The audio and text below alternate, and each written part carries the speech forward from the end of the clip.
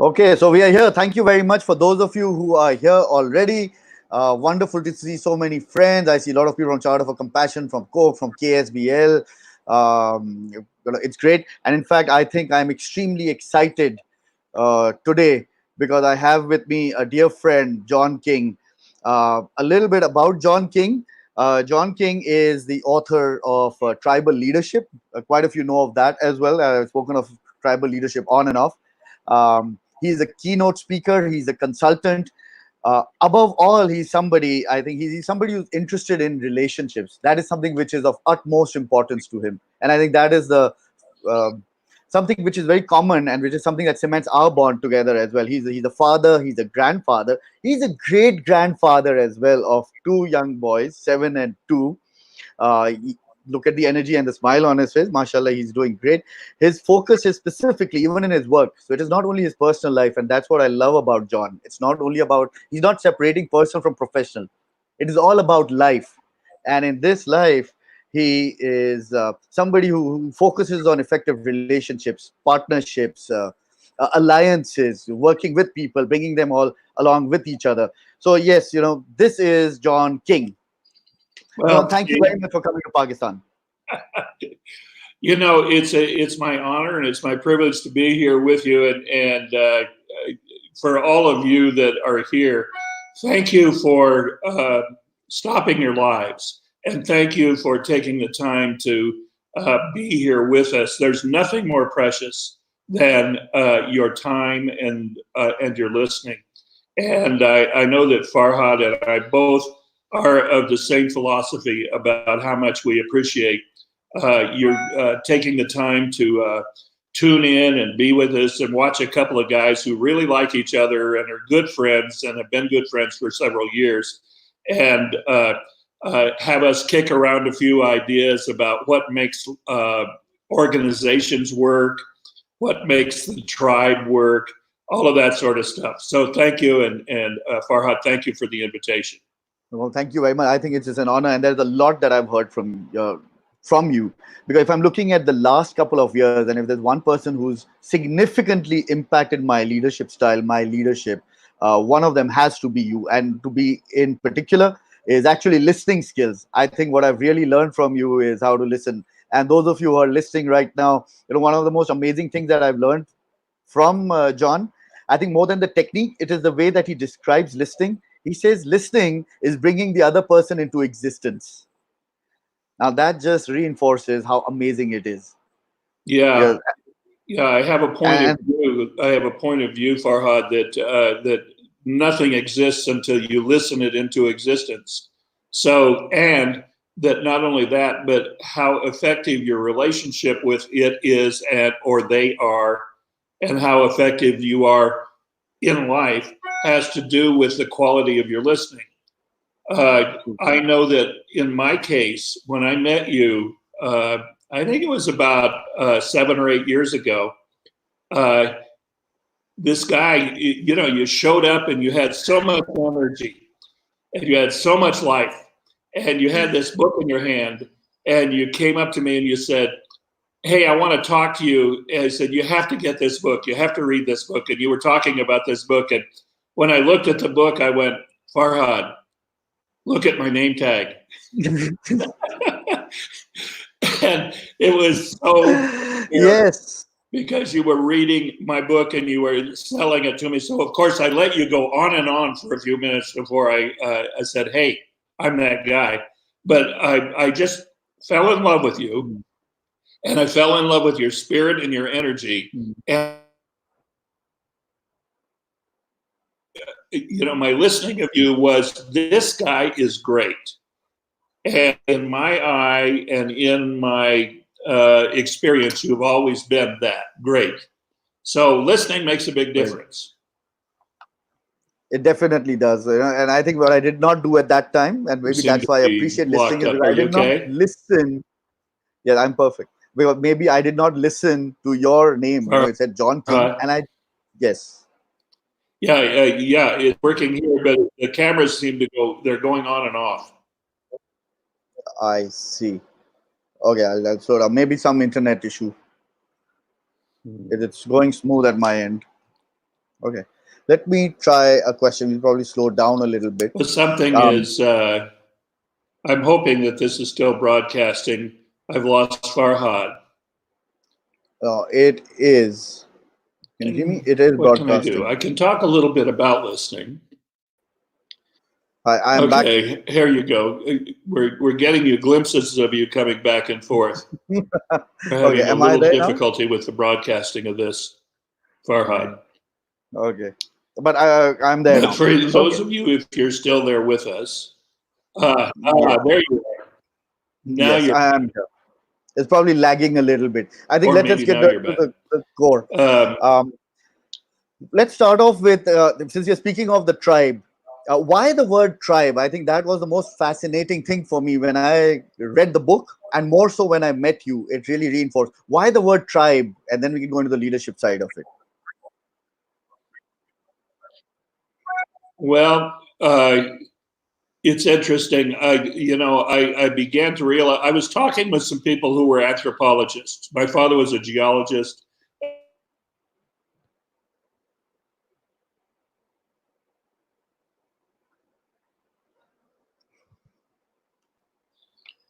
So I was thinking about uh, how people come together, and I had the insight that birds form flocks, and fish form schools, and people form tribes, and it's a natural thing that human beings do.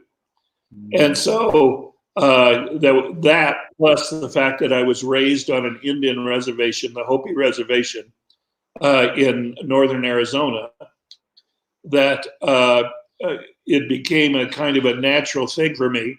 So when I started working in the environment of corporations, I saw that people would organize themselves around two things: the way they the way they talked with each other, their language, and the way that they kind of formed structurally.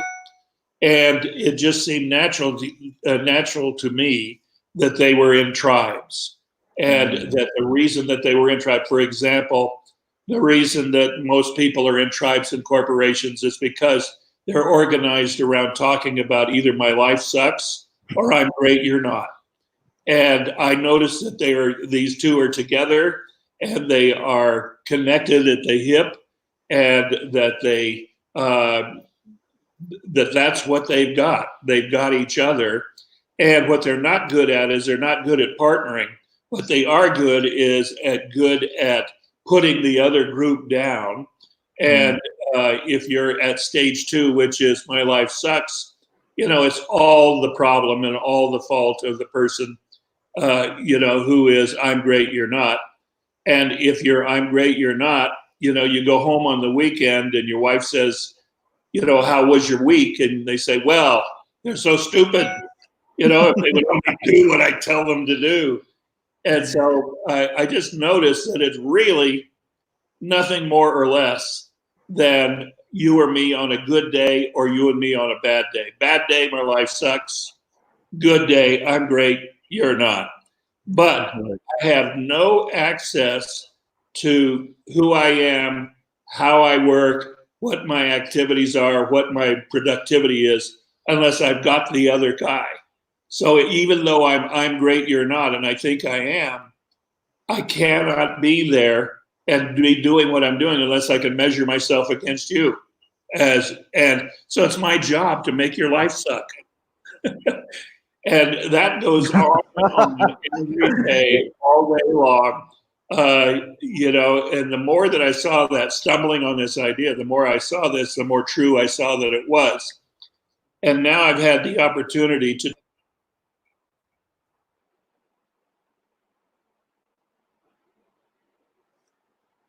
uh, it doesn't matter where I go in the world, it seems like that's what we're doing. We're forming tribes.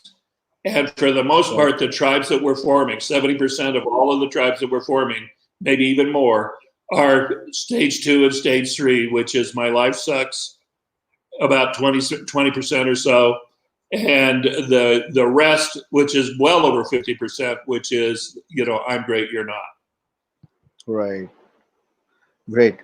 Yeah. I mean, it's interesting, and what I really found fascinating is the fact that people by default like to create tribes. You know, they work in tribes, as you said.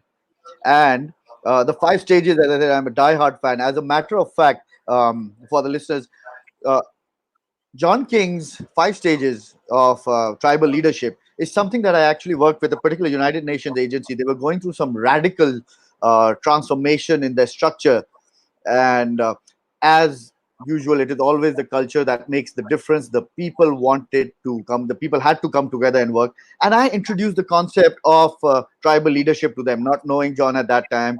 I would have directly uh, asked them to connect with you, but that's what I did. And it was very interesting because we took them through the five stages. And just for the benefit of our listeners, the five stages actually start off with, it's first and foremost as a life sucks, and I'm sure you know of such people.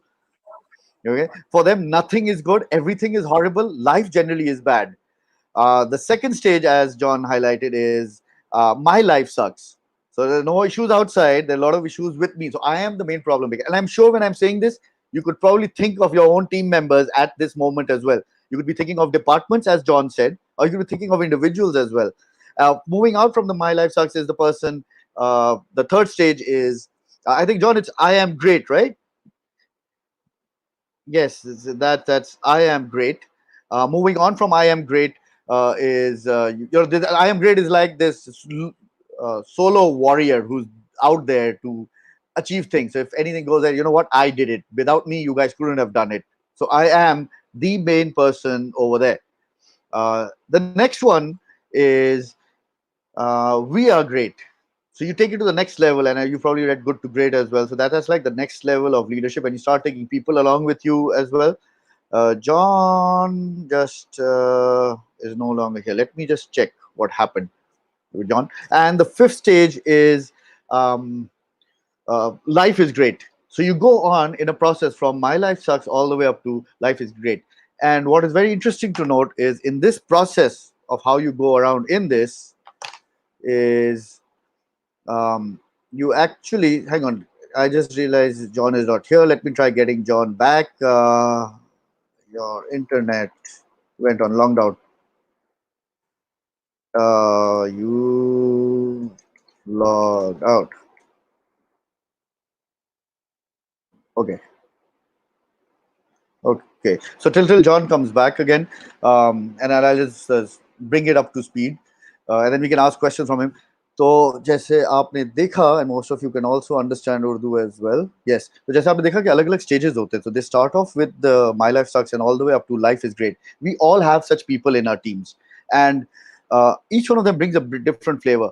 The life is great teams are generally more successful than the other teams, specifically because if life is great, then you're not putting down your energy into convincing people who are not feeling all up there. So what you're doing is the entire team's energy is actually going to creating something big, something great, something magnanimous. And in order to do that, you need to have a team that is aligned, and that is the tribe which is ready to lead. Interestingly, these were already challenges before we had the recent pandemic hitting all of us. Now, with this pandemic coming up, we probably have more challenges. We'll probably have more challenges. Okay, John, I see is back. So we'll probably have more challenges now because now you'll have a lot of other people in different stage of a team because everybody would be feeling very, very different at that point in time. John, I have primarily just breezed through, recapped what we have spoken about, the different styles, made it like a little localized as well of the kind of people we have in cultures, in businesses, and the fact that if we have people who are stuck in a tribe who are stuck with my life sucks and life sucks and I am great, the energies that need to be put in to provide the greater good, the business benefits, the impact that a business creates is wasted on individuals trying to calm each other down, trying to compose each other out, trying to help each other up, as opposed to really contributing to the outside world. So this is what I said while the internet had a little issue. Yeah, this is accurate. In fact, it's almost the entire uh, uh, curricula. It's that whole kind of making people work together well at the stages 2 and stages. Yeah. the entire focus of what you learn when you're getting an MBA, and it is completely it's a waste of time and effort. We want to get people to stage 4. The name of the game in business is getting people to stage 4, where they're working together, and they're working together as a tribe, and they're working together towards a common goal, and they're aligned on something. And the fact of the matter is, most businesses are organized at stage 2 and stage 3, and they're just suffering through it. And if they could elevate their culture to stage 4, their productivity would go up by a factor of 300 to 500%. But Wow. People have to insist on being right. People have to insist on being better than the other guy, or the other gal that they're working with, and it's costly. It's very costly to the organization, and it's costly to the mission and to the vision and to the noble cause of whatever it is that they're working for in their life. You can't run a family that way, and you can't run a business that way. True. Exactly. And interestingly enough, while this in itself has always been a challenge, you trying to bring the team together, and we've been doing it for ages now. You've been doing it for many decades now, trying to bring the team together, and everybody understands this, but yet they get into this personal agendas of stage 2 and stage 3. For those of you again who don't know, stage 2 is stage 3. Stage 2 is my life sucks. Stage 3 is I am great. And we could all imagine what the impact on the culture is of having such people. John, my question specifically, and this is perhaps something that even I'm looking for, and that is why the title is Your Tribe Ready to Lead? While already economic challenges all around us, it's been difficult years. The policies of different countries have been different.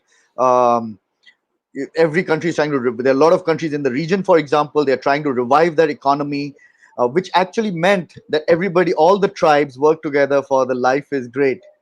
And try looking at contribution and collaboration. And suddenly you have the pandemic hitting down and countries locked down.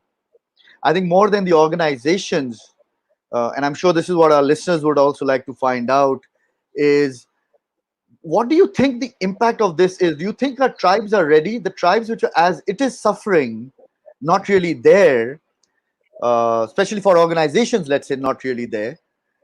What do you really think they're ready as a tribe to lead? If not, what is your insight? What do you think they need to do once the lockdown is over? Well, Farhad, if you're talking in terms of the pandemic, I personally think that the pandemic is the greatest opportunity that we've had to move forward as a species, probably in 500 years. I think we're in a neo-renaissance. I think we've got the internet. And I think that if you have any intelligence at all or any sensitivity at all, you realize that we cannot do it alone. We have to do it in collaboration.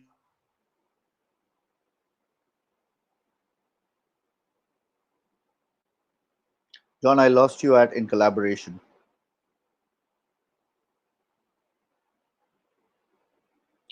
Sorry, guys. There is apparently some internet challenge. While he said the internet is great for collaboration, it has its own set of hiccups, as we can see. Yeah. He's right now in the US. It's about 8:50 a.m. John's time. So he's been up very early as well. Okay, now what we'll do is, as soon as this question is done, I would open the floor, and then if you have any questions, please type out those questions. Anything in particular that you would like to ask, would like to find out in the context of your organization, in terms of your own tribe, we could have that conversation as well.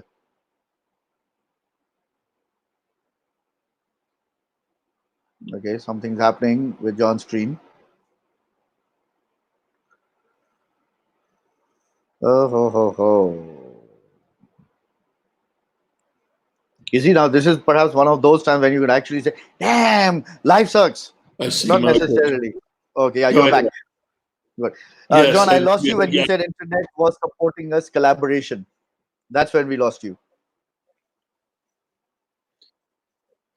Okay. Yeah. I think that this is the greatest opportunity that mankind has had in a long time. I think that this is the real proof is that we have the tool of the internet, which is genius, and we have some people like you who have the insight that the way that we're going to move forward together, either in business, in politics, in life, is going to be a function of how well we collaborate and how well we become aligned on important things together. And that's all stage four. And so I think that the faster that we realize that if we just knock it off and start operating at stage four as teams or as tribes or as groups and play to our strengths and find other groups that have, then I think that we've got a real opportunity to move forward. But it's going to be based completely on the insight and the intuition of the people who decide that what they're going to be is they're going to be the leaders in this conversation. Brilliant. I think that's very beautifully said. And two things very important. We really need to snap out as soon as the lockdown is over. We need to unlock our minds. Cannot afford to be at stages 1, 2, and 3. We just need to bump ourselves up to stage 4, which is a stage of we are great. Use our insights and intuition. I think that is very important. Most of the time, organizations, as you and I both know, and even our listeners probably realize this, people work a lot on their own intuition of what is happening, who's doing what. There's a lot of unnecessary politics. In fact, recently I was speaking somewhere and we said innovation is a team sport and politics is definitely not a team sport. What do you mean by team? Covering each other, backing each other up. And that's where a lot of intuition comes. And maybe trust actually lies inside the person. You see, what I'm giving to them when I say, trust me, I need to give that trust as well. And that is where the magic will happen. Moving out of this situation, as soon as things come back, bump ourselves up to we are great. Collectively, think of collaboration, use insights out of this, and use our intuition and move forward. I have a question right now. If it's okay, we'll take this question right now, John. It's a question from Prajna Sure. Sila 2 alumni. He wants to know, how do you define a tribe? I'll just put the question up as well. This is Prajna's question. Very simple. People organized around an idea and aligned on a mission. Perfect. Aligned on a mission. And then I have another question. Prajna, I hope that was okay. What should L&D tribe in Pakistan do to take their L&D skills in the next level? At this point, I believe L&D tribe is at level 3 or so. Your suggestion to help us improve ourselves. Okay, it's like a two-pronged answer though. John, you want to go at it first or I go at it first? Well, yeah, go ahead, and then I'll follow you, Farhad.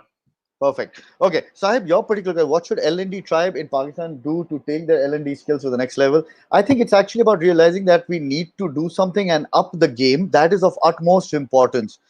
In the L&D tribe, there is a lot of Me Too as a product. And I think it's good because it adds variety, but at the same time, there has to be something unique you bring in onto the table.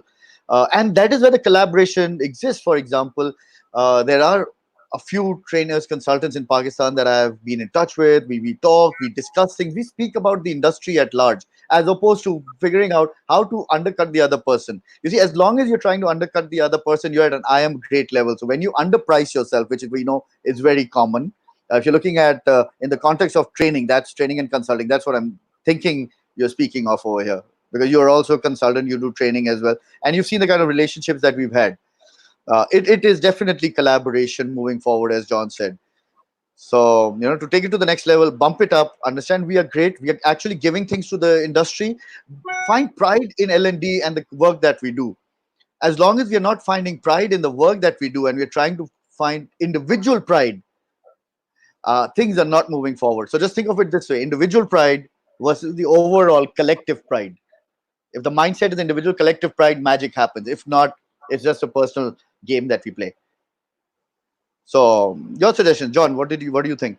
Well, I think all of that is true, and I think that's really wise, a wise way of looking at it. That's kind of on the outside. So I think what I'll do is, because it's so effective on the outside, I'm going to say something about the inside, what's going on inside of people. At stage 2 and stage 3, for sure, everybody is special. So how you got, on those days that you're being stage 2 and stage 3,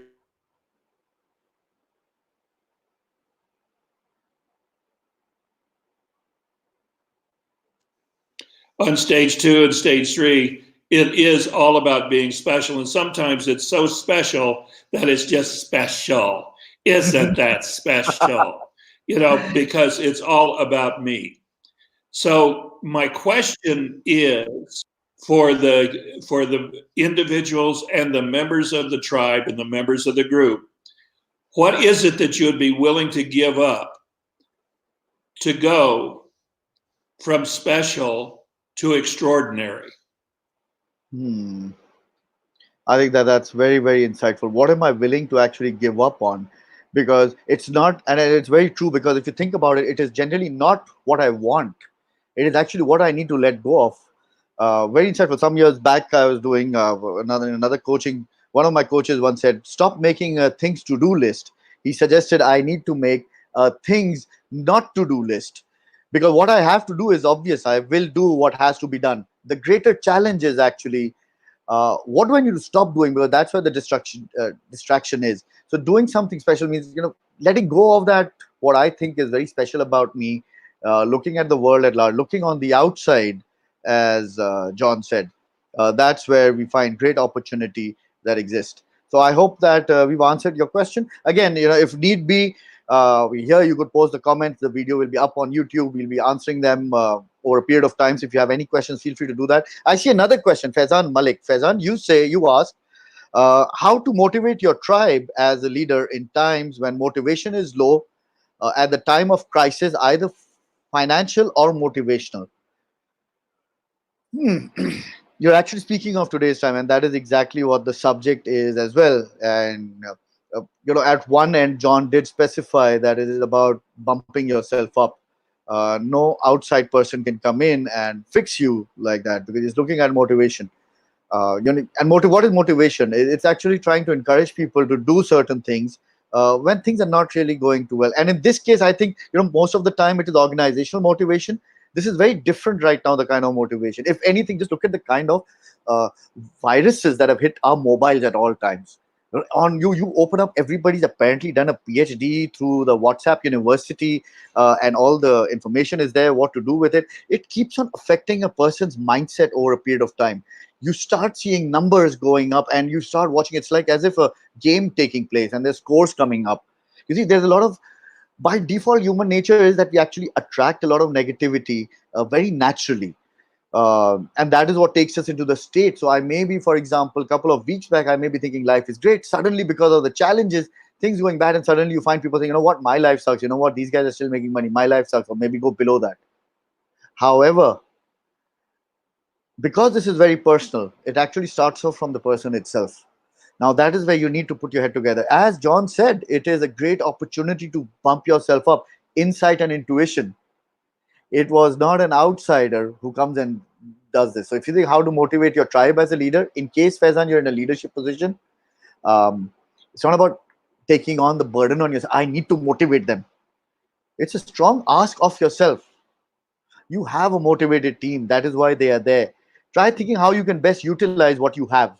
And that's where in another webinar I was having a couple of days back, is the difference in wanting and having.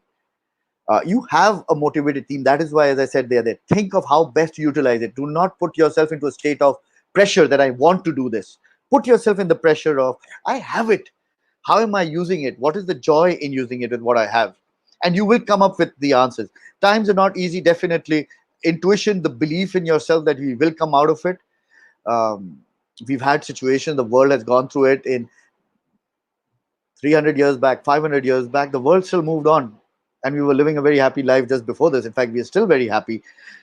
It's a challenge, but that's where the opportunity is. So look at how you can first use your own insight and intuition. Make a choice.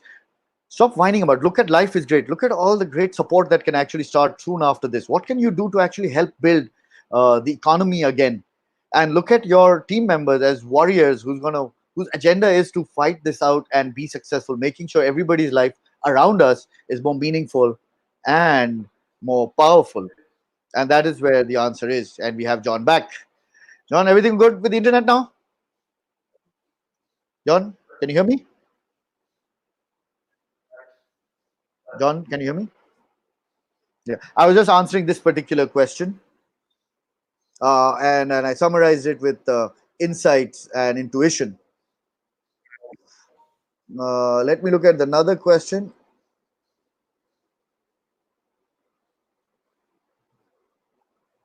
What is the relationship between tribe and leads, and what is So if I'm here to respond to Faizan's uh, very, very good question,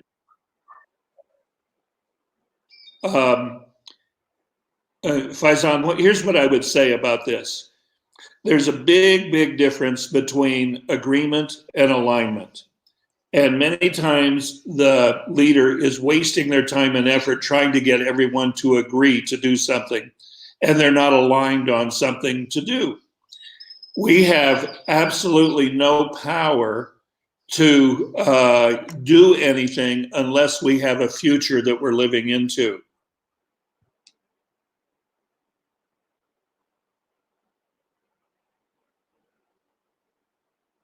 yes, Faizan? I think beautifully said. Again, same thing. The difference in agreement and alignment, finding a bigger cause and making it happen. Let me put up another question. Where is the question? Let me see. Oh, they're coming in pretty quickly.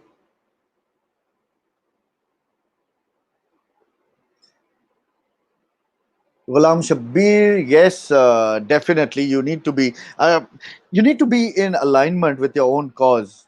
Once you're aligned with your own cause, so again, I wouldn't really put the pressure of putting myself under the pressure of being motivated and actually pushing people to be motivated. I would, however, focus more on the alignment and the greater purpose that we're trying to achieve.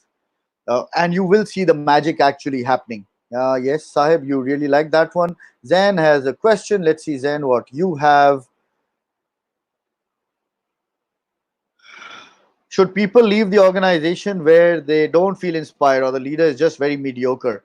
Okay, so here you are speaking of a tribe and the tribe leader. See, it is actually the quality of the tribe that you're speaking of. What we tend to do is we look for the figurehead, and in reality that figurehead, and that's where a lot of management comes in, that you have a figurehead, but at the end of the day it's the entire tribe trying to do things. Imagine a tribe leader trying to promote life is great, but because of the recent challenges is forced with a team that is tilted towards my life sucks and I am great. Imagine the challenge at the figurehead at that time trying to lead that particular team. And that is what we said.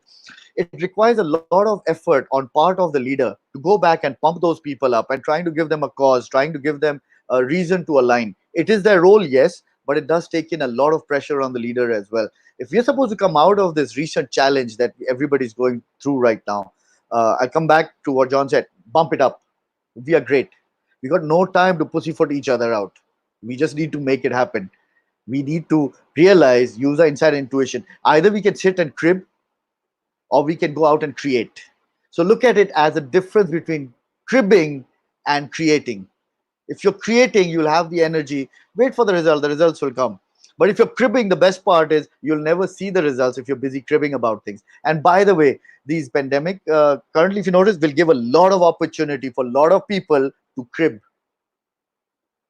And the last thing that you want to go into is the state of cribbing.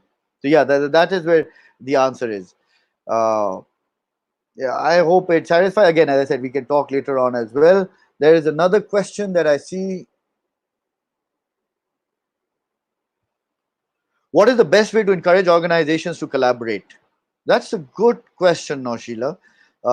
What is the best way? A, Let's just understand, and this is something that we've been speaking of for quite a while. A, stop taking the pressure of trying to wanting to do things. Okay, and that's like a no-brainer. Don't put on the pressure on yourself. It's a team. It is there. It is working with you. Let's see how you could bring the people along with you. The best way to encourage them is for them to realize what is happening. A, being open to them, listing them out as well. Aman Mirza, somewhere back there in the comments, I noticed, was asking how important is listing, and I'll touch on that listing in a little while. So, um, the best way to encourage the organization to collaborate is for the teams to actually understand what do they want to achieve now. If the team that does not come together for that one common purpose of why are we there, what are we trying to achieve, you're really not moving forward. Okay, just give me a split second. I'm connected, but pop-up says something went wrong. Let me try again. Can you try again? Okay, I'm just speaking to John right now. Can you try again? Okay. You've all heard of the Murphy's Law, right? It's when something can go wrong, it will go wrong. But life is great. You are here, I'm here. And the best part is, if you think about it, these are all questions that are designed to trigger us into thinking a slightly different way. Thinking opportunities more than anything else. And this is what it gets us to do. Let's look at another question from CCL. How to make each other. Whoa, there's a big question. Let me put this up and see.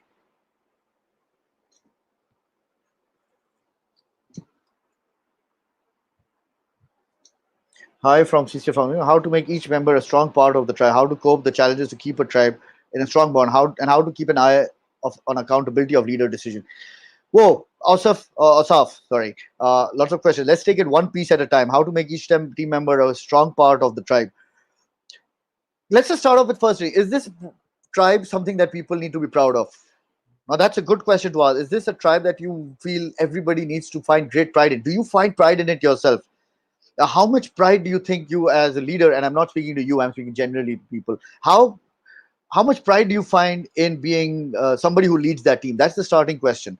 What are those pride elements of that team? So now these are like the USPs. Now this is where you start understanding who the right people are for my particular tribe. Once that is established, that is where the communication starts. A, it's a great tribe. You believe in it. It has a cause. It has a purpose which is larger than self. It is larger than what you want. Then the next question is, am I being able to communicate this to people as well or no? Because people who are in my life sucks and I'm great are really not achieving that many results. They perhaps even self-sabotaging themselves and they're satisfied with mediocre results. The challenge there is how much are we missing out on in terms of the larger pie and being satisfied with our own little pie. And that is the third part. So you find pride in it yourself. Identify why do you have that pride in your team. So what is the cause? What is the purpose that you're trying to achieve? See how clearly is that communicated to the people. Once you've communicated, the next question is, do they really understand what it actually means? There are a lot of things there are a lot of things we know. How many people do actually understand it? They understand it. Do they believe in it? Now that's where specifically your authenticity as the leader creeps in. So it slowly creeps in. Okay, my leader is saying this, I understand it, and I believe in what my leader is saying. That belief needs to come through the actions, and that is what how to cope the challenge. Keep a tribe in a strong bond. That is how you keep a tribe. And if you notice, it's not like fragmented activities that we're going on one piece at a time. We are not going into those fragmented small one piece at a time. We're looking at the entire process, and that is sometimes what the challenge is. Organizations sometimes look for this bite-sized solution, 2-day program, as opposed to understanding it's an intervention. You engage a consultant for the intervention who could bring insights and sometimes just clear out the dust. That's what they're doing. John, welcome back. Yeah, gosh, it's kind of a whew, interesting. I put up another question. So, bond, the question that Asaf is asking.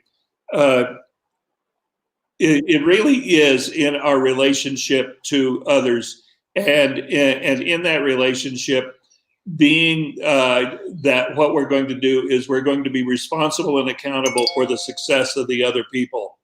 So everyone in the group, in the tribe, in the stage 4 organization, they understand fully that the way that it's put together, the structure in which it's put together as a series of triangles. And in the triangle, we have, for example, in this triangle, we have you and me, and then we have people that are out there that are part of our triad. And my entire commitment is to the success of Farhad and the triad. And Farhad's entire commitment is to the success of John and the other people in this. The basic rule is, if you think of it as a triangle, is that the vertex, the corner, the vertex is accountable for the success of the opposite leg. So in a family, the father is accountable for the success of the relationship for the mother and the child. The mother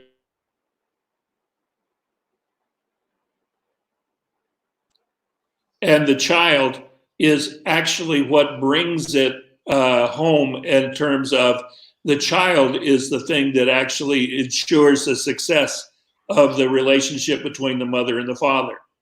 It's as simple as that. It's as simple as vertex is accountable for the success of the opposite leg. Now, we just keep on extending it out so that we're in the kind of relationships where people are being accountable and responsible for the success of the others rather than having their attention on their own success. Stage 3 is all about I'm great, you're not. It's all about being special. Stage 4 is all about being extraordinary. Being extraordinary means that you are someone who is accountable for the success of other people. That is indeed what is at the basis of what it is to be a leader, is to be accountable and responsible for the success of the group. Brilliant.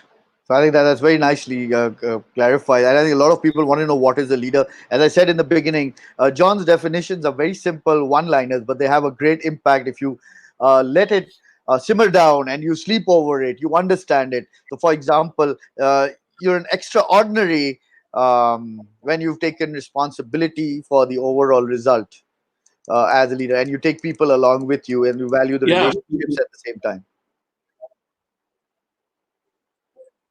Yeah, and the paradox of that, Farhad, is this. In terms of management, when we manage because we have the authority to manage. But that isn't what leadership is. Leadership is actually granted by permission of the people being led.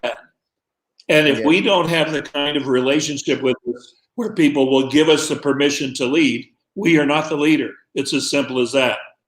Right. I used to say, if you think you're a leader, just look over your shoulder.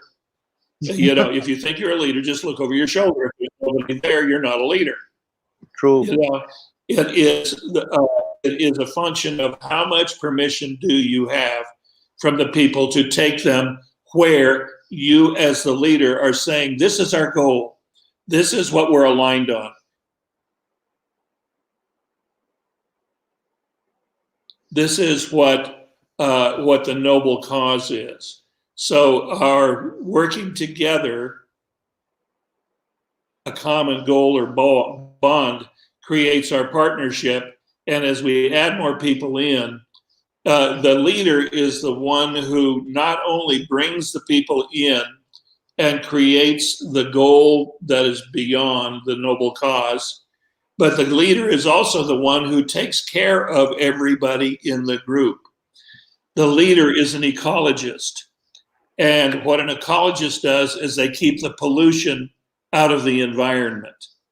So the leader is someone who takes the pollution, which is gossip, which is undermining behavior, which is resentment, which is some kind of personal I'm better than sort of point of view. The leader is the one who actually clears the pollution out of the group so that people can arise, they can flourish as leaders themselves. Wow. That is so much of treasure and so many nuggets of information, and I'm sure people just loved it if they've been hearing to these things. And it's amazing every time I hear it. It just hits so hard every time that leadership is earned, and it is actually the permission. So you're a leader not because of a designation. Look over your shoulders and see how many people are following you. And it beautifully said. And it's all about the permission. In fact, as I say, even for that matter, when you're looking at leadership, it's not about the authority. If you're using your authority, you still need to understand you don't have any authority to lead. It is only people who give that authority to you. For example, let's just say you've got a boss. You may be wishing them good morning every day for whatever reasons. Would you continue doing that once you've left the job? Once you moved on, once he has moved on or she has moved on, would you do that good morning message every day? And if you will continue to do that, that individual may not technically be working, is still a leader. Whereas somebody who, no matter how senior, you're forced to do it, is not really there. So you, as a person, you don't have authority over leadership. Authority is given by the people to that person where they see authenticity. Yeah, that's exactly right.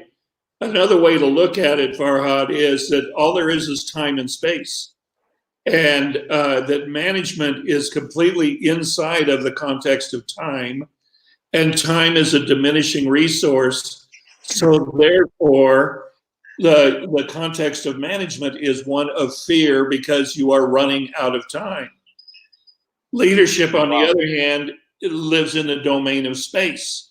The job of the leader is to create space for people to perform and to be effective. So if I'm in the time zone as a manager, I'm worried about efficiency and I'm going to land on people. That's where the authority comes in. But if Yeah. I give permission to lead, I'm in space with them and I'm giving them actually the permission to make mistakes and experiment and go on. And I'm tending to the quality of the ecology of the space so that people can arise and they can be effective on their own. In the world of time in management, it's all about agreement. I will force your agreement on what it is that we're going to do and how we're going to do it. In the world of space, I want to get your alignment on where we're going. And then I want to get your empowerment on how we get there. Mm, true. And you're right, management is all about structure. And that is why sometimes it's interesting. Sometimes people say we have a leadership team. And I look at those people and you wonder sometimes, which one of them is actually a leader?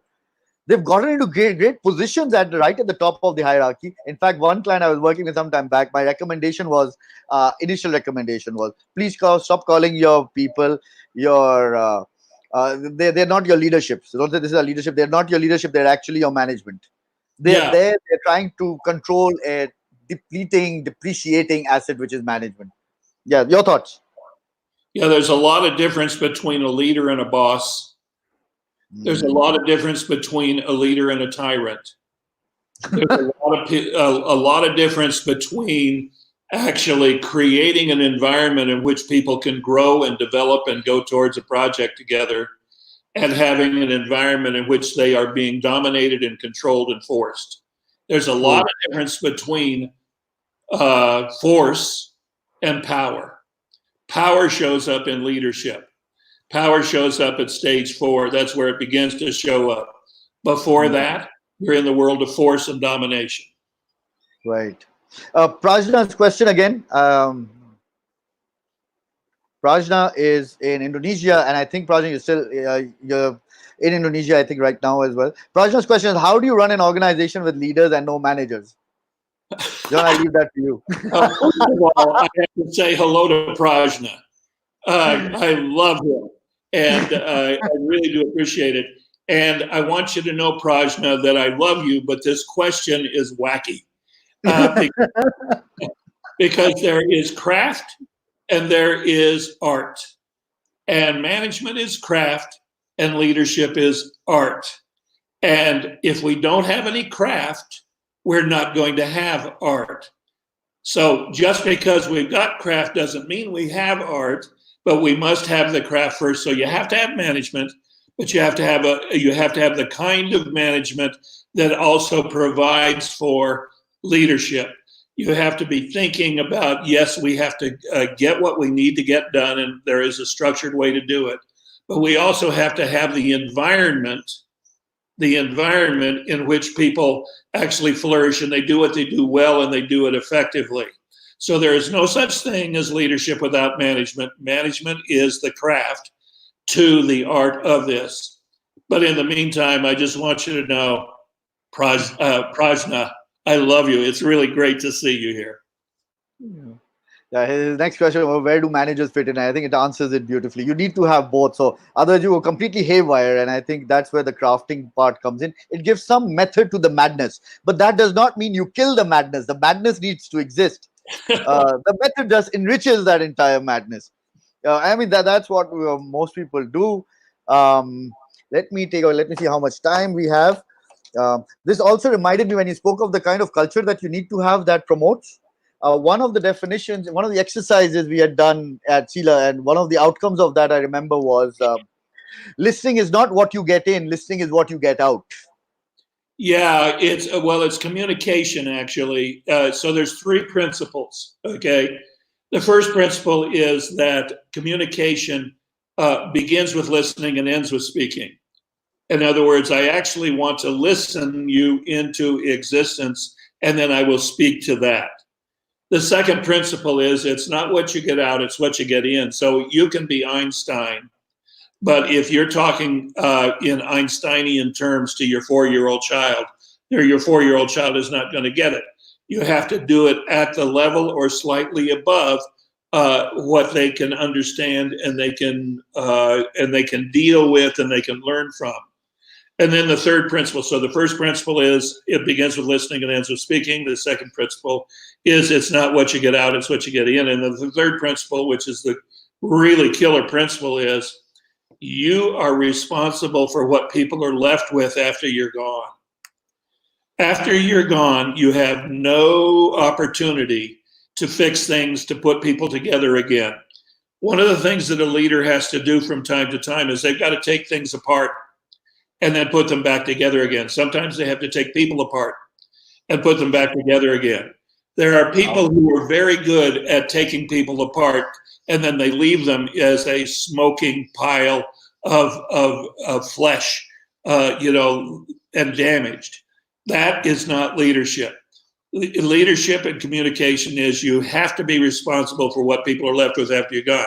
So if you're going to take them apart, and sometimes you have to, you better put them back together again in the same conversation, not tomorrow, not the next day, not the next month. You may die.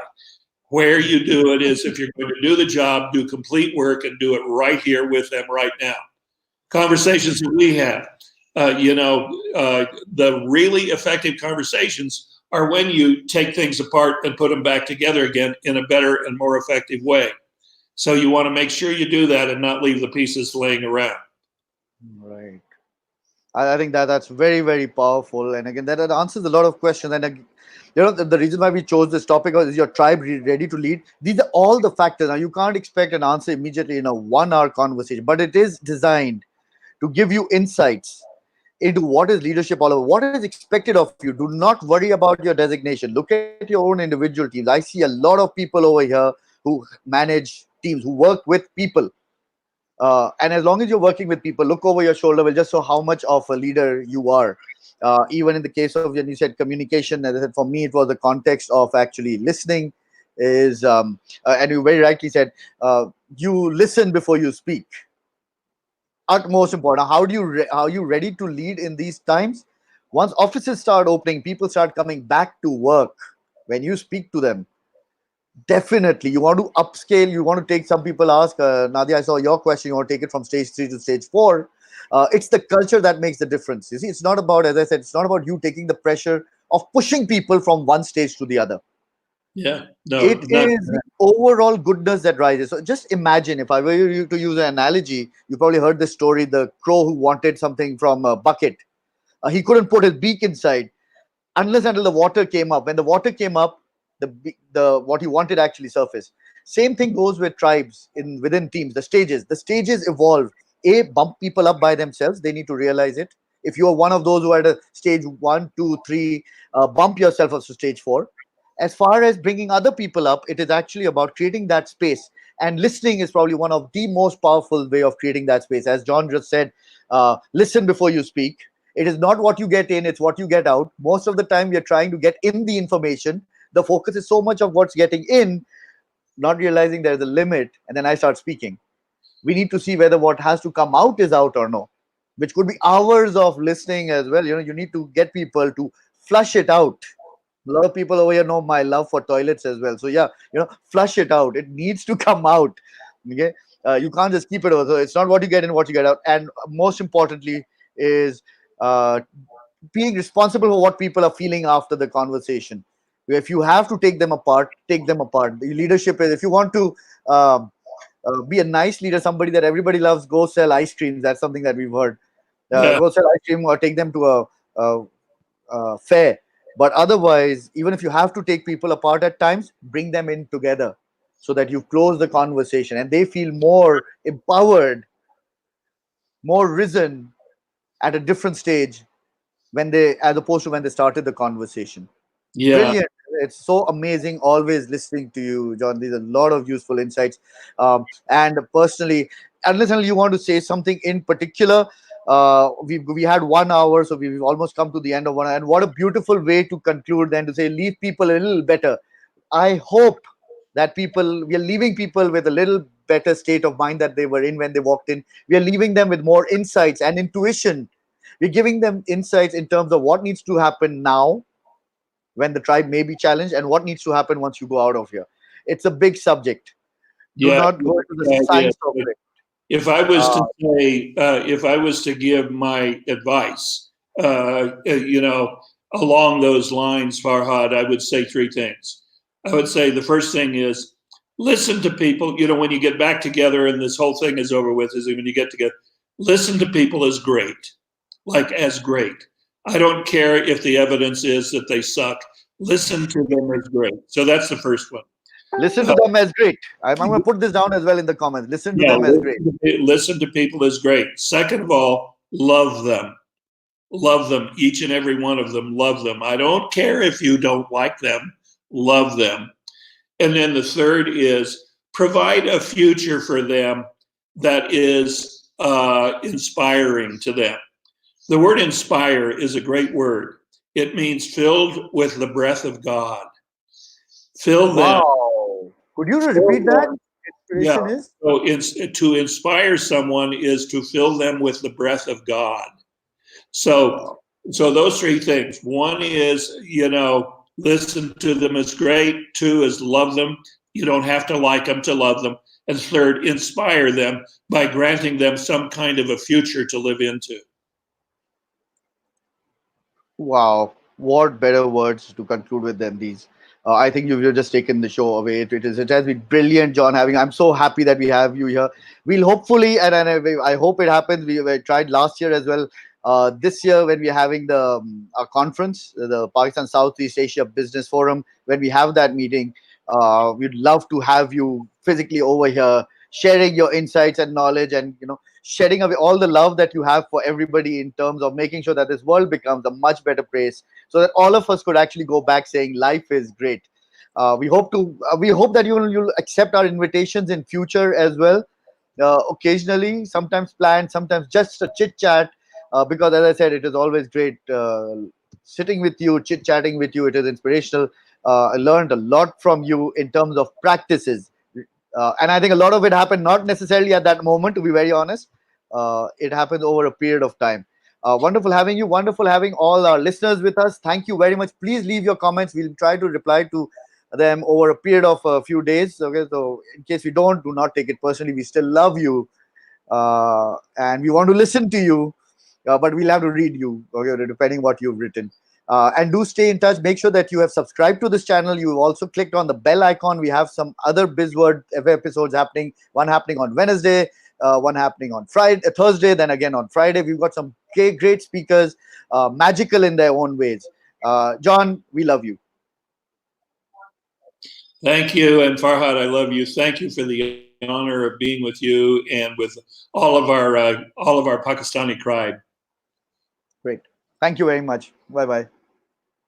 Bye.